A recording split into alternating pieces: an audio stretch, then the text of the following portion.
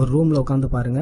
எல்லாரோட சேர்ந்தே உட்காந்து பார்க்கலாம். ஆனா ஒரு ரூம்ல உட்காந்து பாருங்க. இந்த வீடியோல ஒரு இமேஜ் பாக்குறீங்க. இந்த இமேஜ்ல பாத்தீங்கன்னா இந்த பொண்ணோட மூக்கு பக்கத்துல தமிழ்ல இந்த ஆயுத எழுத்து எழுதுறோம்ல, அதே மாதிரி ஒரு 3 புள்ளிகள் இருக்கும். இந்த 3 புள்ளிகளை மட்டும் கவனிச்சு பாருங்க. இதுல இருந்து பயங்காட்டுற மாதிரியான எந்த இமேஜும் வராது. சோ நீங்க தாராளமா அந்த 3 புள்ளியை மட்டும் கவனமா பாருங்க. அடுத்து என்ன பண்ணணும்னு நான் சொல்றேன். ஒரு 10 செகண்ட்ஸ் அந்த 3 புள்ளியை மட்டும் கவனமா பாருங்க.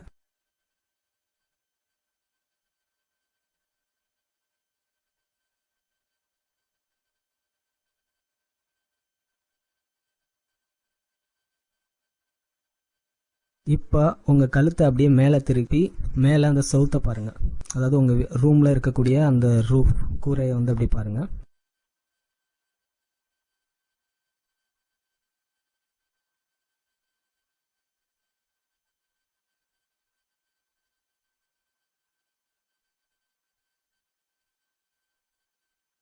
இப்போ நீங்கள் ஒன்று பார்த்துருப்பீங்கன்னு நினைக்கிறேன்.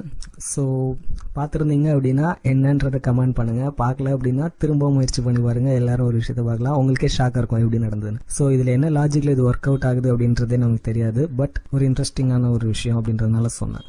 நன்றி.